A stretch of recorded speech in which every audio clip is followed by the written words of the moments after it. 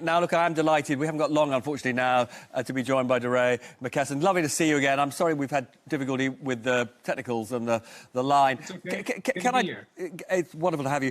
Can I just ask, it's obvious, as usual, that the Democrat, Joe Biden, has got the overwhelming majority of ethnic minority votes, but a very significant number of ethnic minority people have voted for Trump. Why? And you know, more than we understand since any time since 1960. Why do you think that was?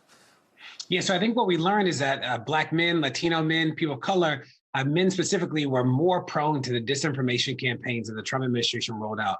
I talked to a number of Black men who believed Trump when he said that he had released more Black people from prison than anybody, where he had done these incredible things in criminal justice that had never happened before.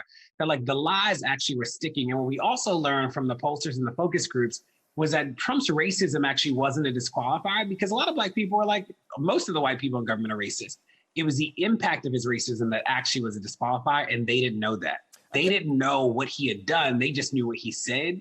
What we also are learning about the Florida vote is that there were a lot of people who were susceptible to misinformation about socialism or, other things. And, interestingly, I'd never even heard about misinformation campaigns being run on WhatsApp, but the campaign was actually targeting in Florida Latino and Cuban communities through WhatsApp. So these WhatsApp memes were just traveling inside of community in a way that really stuck. So, good thing is it looks like Biden's going to eke this out, but I hope that there are a lot of lessons learned for how we go into the next 4 years so we don't end up here again. It's really fascinating. Unfortunately, we are almost out of time. Can I just ask, on Black Lives Matter, lots of protests we've seen this year. Was that good or bad for Biden?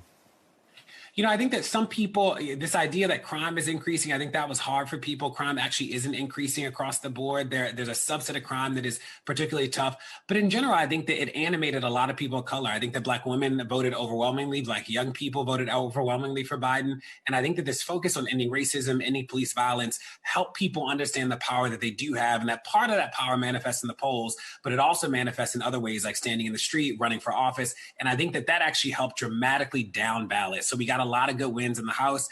Who knows if we get the Senate back, but we're all looking for Georgia right now to see what happens in Georgia. And I do think the protests were a significant contributor to the wins that we see right now, swinging the country blue. Well, listen, it's lovely to see you. I'm really sorry that we have got so little time. I hope you will come back soon, and we'll try and organise slightly better line. I'm not quite sure what went wrong today. But listen, thanks again. We've had really quite an extraordinary day, and we've had quite a few of those in the past year. Just maybe we'll have a new leader of what we used to call the free world. Though if Trump is going, and I think he probably is, he won't be quietly. So join us next week to find what we call the signal in all the noise. Goodbye for now.